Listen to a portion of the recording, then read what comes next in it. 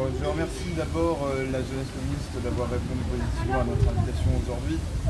Nous nous réunissons pour célébrer la journée nationale de la résistance, qui a pour nous valeur de commémoration, puisqu'à cette occasion, nous rendons hommage à nos camarades tombés dans la lutte contre l'occupant. Nous avons aujourd'hui une pensée particulière pour nos camarades Michel de France et Guy Béziès qui nous ont quittés récemment.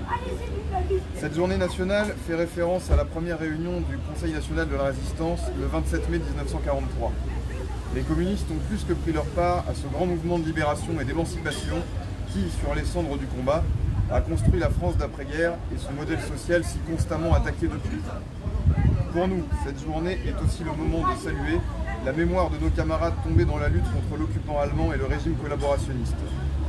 Il est très difficile d'imaginer ce qu'ont vécu nos camarades d'alors, nos résistants. Ils et elles ont connu des souffrances que nous ne pouvons pas nous représenter. Ils ont été saisis par des terreurs que nous n'avons pas éprouvées. Ils ont été mus par une ferveur dont il nous est difficile d'imaginer la grandeur et l'intensité. En choisissant de lier leur destin au tourment de l'histoire, ils ont souvent sacrifié les jeunes gens qu'ils étaient à un idéal de liberté, de justice et surtout de dignité humaine. Aujourd'hui, nous saluons leur combat et leur victoire. Face à eux, il y avait l'enfer. Les fascismes, nés de la guerre, de la misère, de la peur et de la haine, soutenus par les patronats nationaux, empoisonnaient l'humanité partout où s'exerçait leur joug. Dans les camps de la mort des nazis, ils détruisaient la chair des hommes, des femmes, des enfants, et cela ne leur suffisait pas. Ils voulaient détruire leur histoire, leur mémoire, leur culture, enfin leur humanité.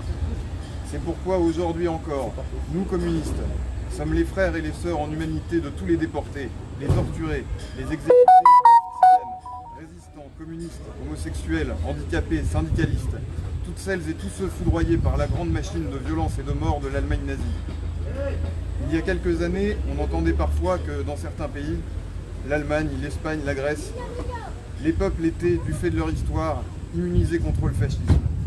Aujourd'hui, nous savons tous qu'il n'en est rien, et que la menace fasciste pèse sur tous les peuples européens, avec plus de force qu'elle ne l'avait jamais fait depuis la Seconde Guerre mondiale. C'est pourquoi cette journée est si importante pour nous souvenir et transmettre cette mémoire de lutte, de courage et de dévouement qui, maintenant et toujours, doit éclairer le chemin sur lequel nous avançons. Pour défendre l'esprit de la résistance, la mémoire des résistants et du Conseil national de la résistance, pour leur être fidèles, défendons et poursuivons d'abord leur conquête. Je laisse la parole à Pierre pour la jeunesse communiste.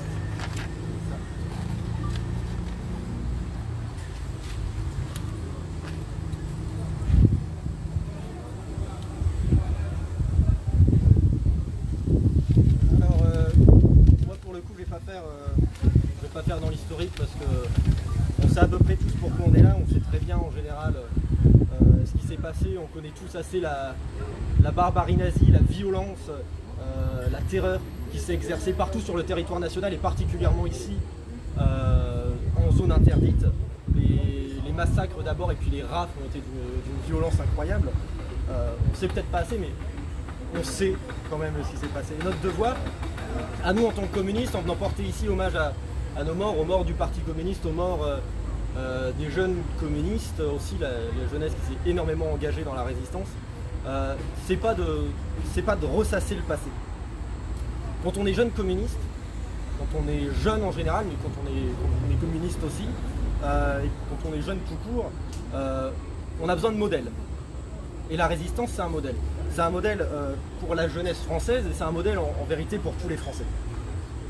Alors évidemment, en tant que communiste, en tant que matérialiste, on n'est pas là pour recréer la résistance de toutes pièces, on n'est pas là pour faire une reconstitution historique, évidemment, ça ne serait pas un véritable objectif, mais si les communistes ont si activement participé à la résistance, c'est parce que ce mouvement portait des idéaux de liberté, des idéaux de lutte sociale, de lutte des classes qu'on partage. Parce que la résistance, c'était la lutte des classes. Et c'est là, par les temps qui courent, généralement, mais aussi particulièrement par les temps qui courent, où les conflits sociaux sont sans cesse attaqués ou sont en train d'être détruits, démantelés. Il est important de se rappeler de ce qu'a fait le Conseil national de la résistance, le CNR, ce qu'a proposé et mis en place le Conseil national de la résistance. C'est-à-dire qu'il est important de se rappeler que la résistance avait déjà prévu les jours d'après, avait déjà mis en place les jours d'après, que la résistance avait déjà prévu demain.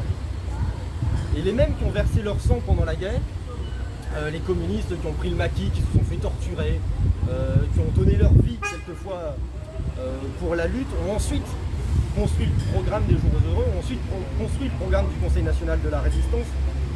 Et en vérité, il y a deux résistances en ce moment, on a l'impression qu'on oppose, c'est-à-dire il y aurait une résistance un peu romantique d'ailleurs d'un point de vue bourgeois, celle qui aurait tiré 2-3 coups dans Paris à la Libération et puis qui aurait fait exploser des rails, et puis d'ailleurs une résistance qui est fausse, hein, parce que la véritable résistance est une résistance qui était violente ici, particulièrement sur le territoire où on s'est battu les armes à la main.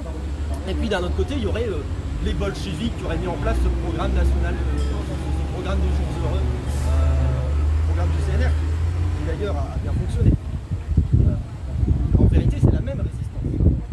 Et quand certaines personnalités de la classe politique aujourd'hui viennent rendre hommage à la résistance, mais soutiennent de l'autre côté, voire mènent eux-mêmes la destruction de nos groupes sociaux, nous les communistes, on doit répéter que la meilleure manière de rendre hommage aujourd'hui à la résistance, c'est de rejoindre le mouvement des jeunes communistes de France, c'est de rejoindre le Parti communiste français et de continuer ce qu'a commencé la résistance.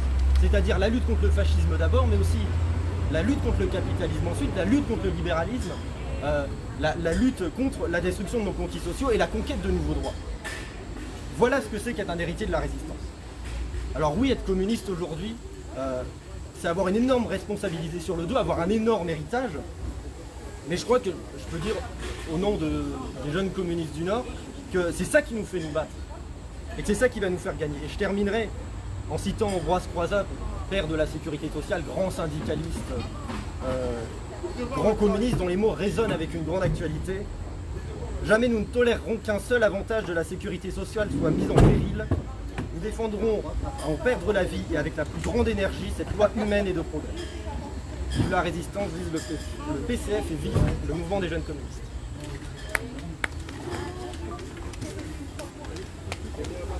Je t'autorise à le mettre sur Facebook